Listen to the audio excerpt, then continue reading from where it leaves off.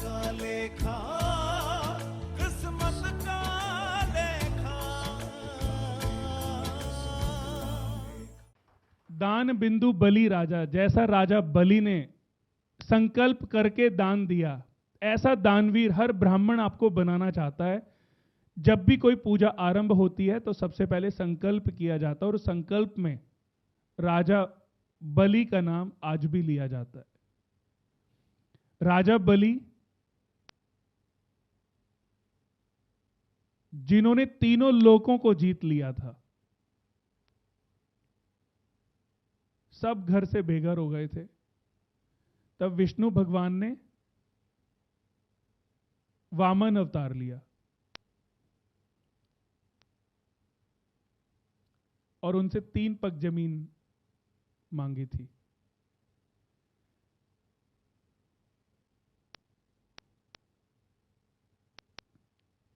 तीन पग जमीन में, 1 पग जमीन में उन्होंने पूरा, 2 पग जमीन, 2 पग में उन्होंने पूरा ब्रह्मांड और पूरी पृथ्वी को नाप लिया था। अब उन्होंने कहा तीसरा पग मैं कहां रखूं, तो वो खुद उनके सामने नतमस्तक हो गए कि ये तीसरा जो पग है वो मेरे ऊपर रखो, अभी आपने मुझे नहीं नापा है।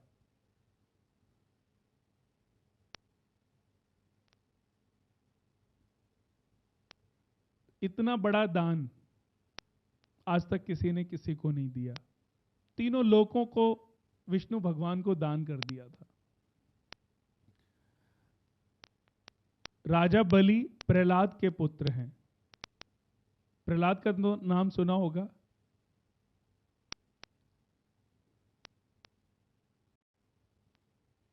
जो हिरण्याक्ष के घर में पैदा होकर विष्णु भगवान का नाम जपते रहे।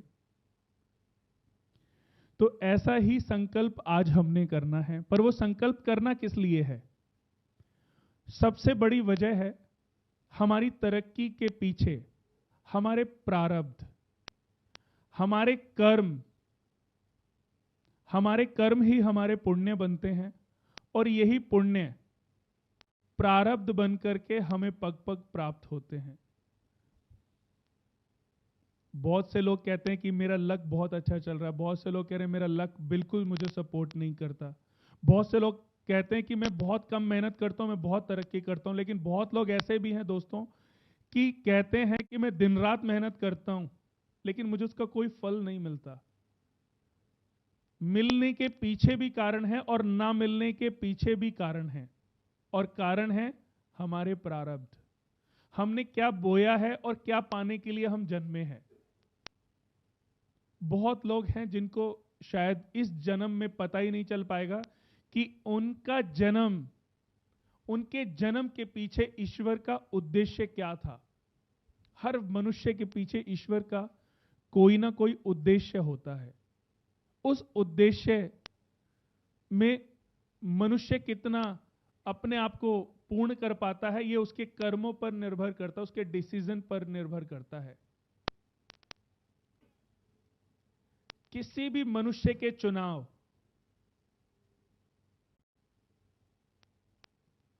एक दिन उसको उसके परिणाम दिला देते हैं। हम क्या चुन रहे हैं वही हमारे सामने एक दिन परिणाम बनकर आएंगे। इसलिए जब भी हम कोई चुनाव करें, जब भी कोई डिसीजन लें, 10 बार सोचें तब डिसीजन लें। कुंडली में कुछ ग्रहों की स्थितियां अनुकूल ना होने के कारण कोई भी व्यक्ति अपने जीवन में ऋणी हो जाता है। ऋणी हो जाने से उसके शुभ ग्रह उसके लिए वर्क करना बंद कर देते हैं। कुंडली में तो आपके ग्रह विद्यमान हैं, लेकिन उनका लाभ, उनके बेनिफिट, उनका फायदा आपको नहीं मिल रहा है।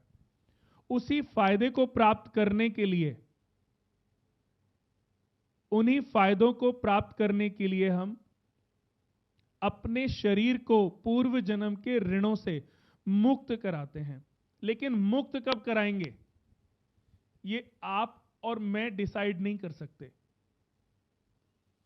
हमने एक बार 3 मई 2014 में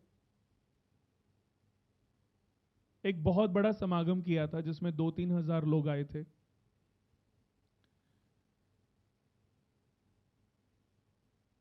उसके बाद हमने फिर एक समागम किया, उसमें भी कुछ लोग आए। फिर उसके बाद समागम किया, उसमें भी कुछ लोग आए। आज हम समागम कर रहे हैं, संकल्प करने वाले हैं, उसमें भी कुछ लोग आए हैं। जब जब जिस जिस मनुष्य का प्रायश्चित पूर्ण होता जाएगा, वो अपने अपने ऋणों से मुक्त होने के लिए संकल्प करता जाएगा। इस समय कोई बाहर तो बहुत लोग हैं ना, सब दुनिया के हर एक व्यक्ति, दुनिया का हर व्यक्ति तो अभी टीवी पे प्रोग्राम नहीं देख रहा है, ना वो समझ रहा है।